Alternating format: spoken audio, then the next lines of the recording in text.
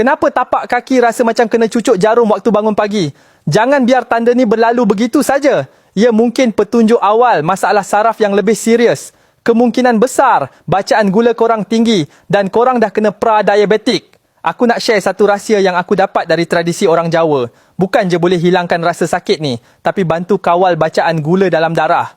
Dulu, aku pun pernah alami benda yang sama. Setiap kali bangun pagi, tapak kaki rasa macam dicucuk-cucuk jarum halus. Masa tu, aku ingatkan cuma sebab penat bekerja. Tapi bila keadaan makin teruk, kaki mula kebas waktu malam, badan cepat letih walaupun tak buat kerja berat, dan aku asyik haus sepanjang hari, aku tahu ada yang tak kena. Aku pergi buat pemeriksaan kesihatan, bila doktor cakap aku ada pra-diabetik dengan bacaan gula 21, aku macam tak percaya. Sebab aku ni taklah gemuk sangat dan aku pun jarang makan manis. Tapi, doktor bagi tahu masalah ni bukan pasal berat badan je. Ia juga ada kaitan dengan pankreas yang tak lagi mampu hasilkan insulin secukupnya untuk kawal gula dalam darah.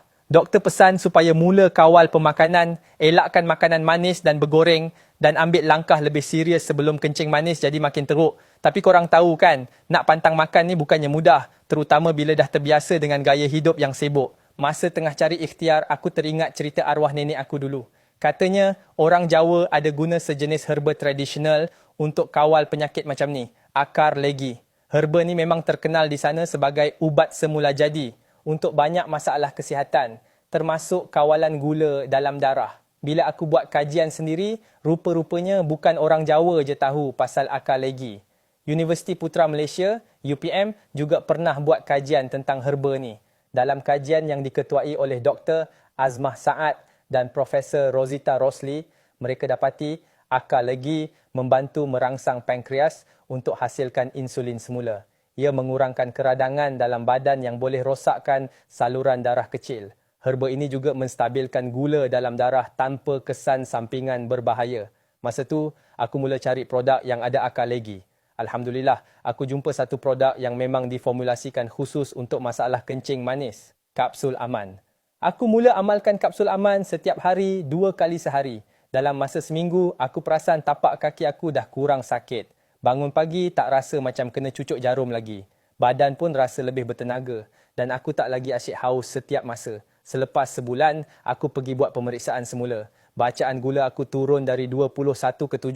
Doktor pun kagum dengan perubahan ni. Dia tanya aku apa yang aku amalkan dan bila aku cerita pasal kapsul Aman, dia sendiri cakap herba semula jadi macam ni memang banyak manfaatnya. Sekarang, aku dah kembali sihat. Kaki aku tak kebas lagi dan bacaan gula aku kekal stabil. Aku bersyukur sangat sebab jumpa kapsul Aman pada waktu yang tepat. Kalau korang alami simptom yang sama, kaki kebas, rasa macam dicucuk jarum atau badan cepat letih, jangan tunggu lama-lama. Cuba kapsul Aman sekarang. Dengan bahan semula jadi dan keberkesanan yang terbukti, ini mungkin ikhtiar terbaik korang untuk kawal kencing manis sebelum terlambat. Tak salah mencuba, kan? Kesihatan ni tak ternilai harganya. Kalau korang nak cuba kapsul Aman ni, boleh klik tulisan kat bawah ni sekarang.